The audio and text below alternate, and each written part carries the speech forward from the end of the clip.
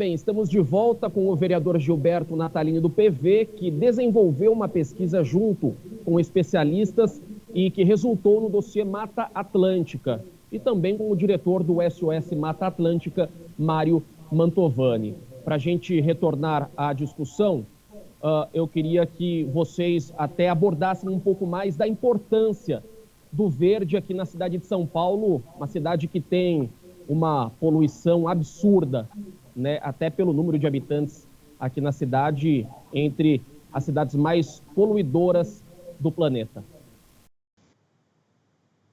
Olha, uma das diretivas que o mundo tem hoje para recuperar, diminuir, né, mitigar os efeitos das mudanças do clima pelo planeta é a arborização, o plantio de árvores. Tem até um cálculo, né? Se plantasse 1 trilhão de árvores, a gente poderia reduzir relativamente o CO2 da atmosfera e melhorar o aquecimento global. Em São Paulo não é diferente. Quer dizer, uma árvore, se você entrar no sol 2 horas da tarde, no verão, ficar no sol e sair do sol, entrar embaixo da sombra de uma árvore, você vai ver o que eu estou falando. Não precisa muita teoria, né? Uma árvore grande, ela evapora 400 litros de vapor d'água. E a gente sabe quanto é importante o vapor d'água para a respiração humana. Se não tiver vapor d'água, o pulmão seca, é uma coisa terrível. Também o controle do regime de chuvas, né? A Mata Atlântica da Zona Sul de Parelheiros, ela tem um papel no resfriamento da massa de vapor d'água que vem do oceano para produzir chuva. E, além de tudo isso, essas matas ali, da região sul, de Parelheiros, Capela do Socorro, Emiboimirim, elas abrigam centenas ou milhares de nascentes que acabam vertendo para dentro da represa, fornecendo água para a gente beber. Então, a árvore hoje, ela é a aliada primeira do ser humano, nessa situação toda de crise. Além do que foi provado pelo Buqueride, pelo professor Buqueride e outros, né, que a árvore também retém a poluição do ar, a poluição particulada do ar, a árvore puxa, absorve aquilo, retira particulados que ofendem a saúde humana. Eu acho que não precisa ser muito, assim, não precisa ser um QI muito alto, né, de um dirigente, de um governante, para ver a importância da árvore na vida dos seres humanos, tanto no campo, né, as grandes florestas, o Mário pode até falar um pouco sobre o que está acontecendo com a Mata Atlântica em nível de Brasil, como na cidade onde a gente vive, né, esse conglomerado de asfalto, de cimento, onde a gente precisa ter o elemento arbóreo para equilibrar a ecologia.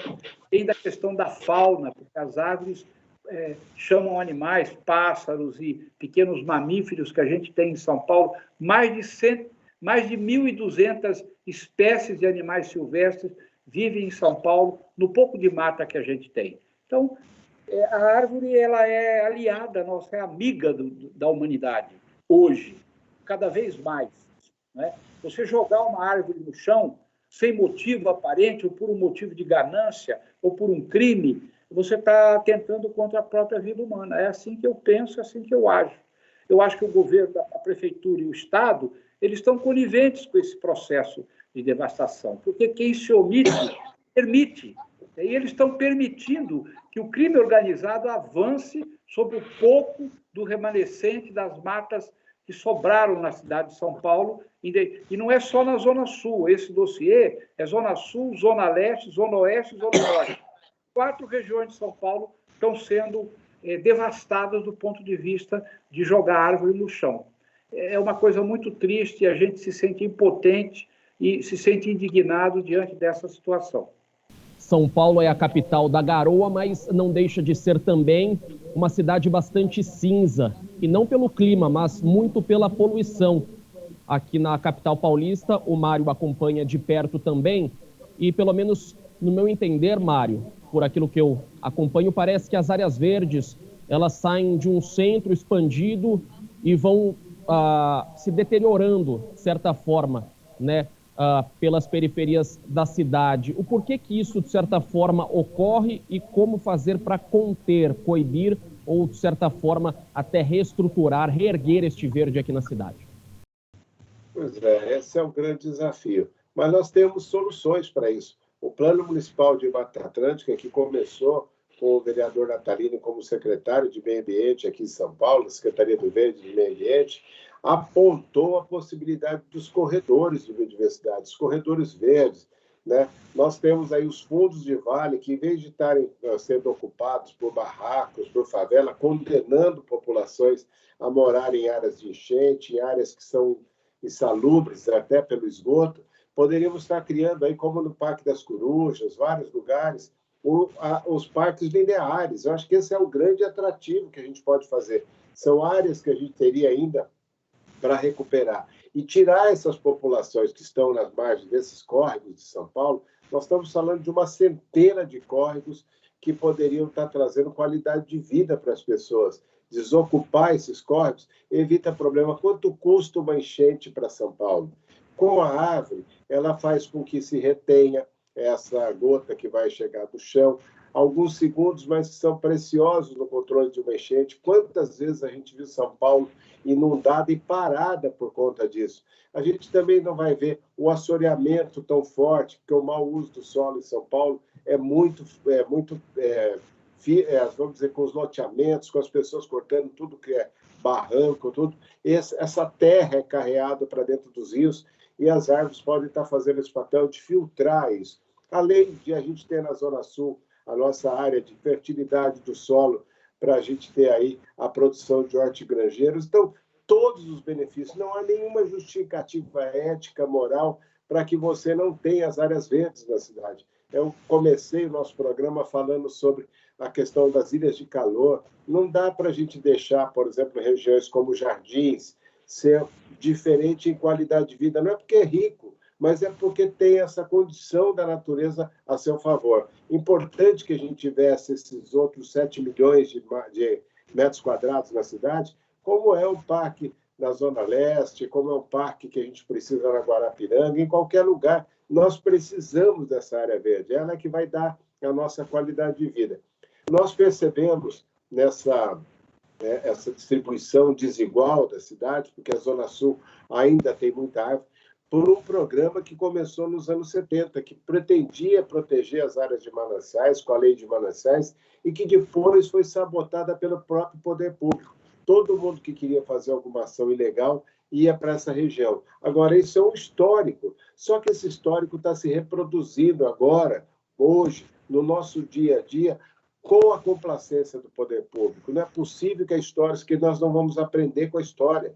Nós já sabemos o que fez levar essa onda de gente para lá, e olha quanto custou isso para a cidade. Não tem acesso de transporte, não tem uma parte médica para esse pessoal nessa região. É muito mais caro para a cidade irregular, é muito mais caro para todos os habitantes uma cidade irregular, porque nós pagamos por isso e inviabiliza a nossa condição de vida. Então, já tem um plano muito bem estruturado, tem um monitoramento de onde está acontecendo essa devastação, tem já o nome de quem está fazendo isso e a gente sabe aqueles que estão se omitindo e estão protegendo. Então, era melhor que a gente fizesse um novo acordo e vamos ter uma ação direta em cima desse tipo de devastação em São Paulo. Está tudo mapeado, tem planejamento sobrando na cidade, todo mundo sabe onde está, nós precisamos de compromisso. Esse compromisso é do poder público, em primeiro lugar, e depois da participação da sociedade, de escolher os caminhos que quer.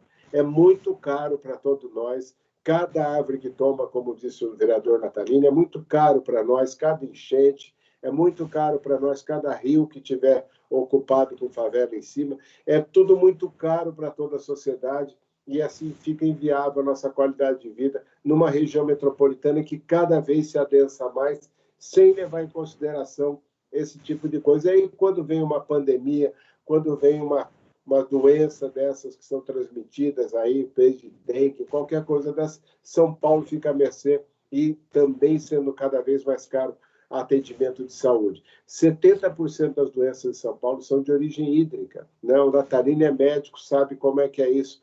E essa coisa tá porque nós não fazemos, por exemplo, o aproveitamento desses pequenos córregos que a gente tem e que formam uma cidade.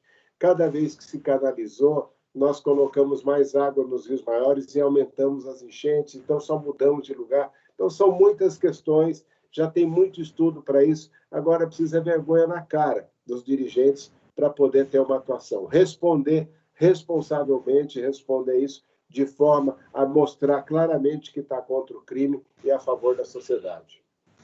Antes da gente seguir só para o break, vou deixar uma pergunta para os dois, né, e rapidamente eu gostaria que os senhores falassem na volta do intervalo se é possível investir nos dias de hoje nas áreas verdes aqui de São Paulo, né? Se é possível investir em árvores, começar do início realmente. Bom, a gente vai para um último intervalo e na sequência a gente retorna com o último bloco desta discussão sobre a Mata Atlântica, sobre o verde, o meio ambiente aqui em São Paulo, num âmbito mais geral também, né, para a gente tratar sobre Brasil.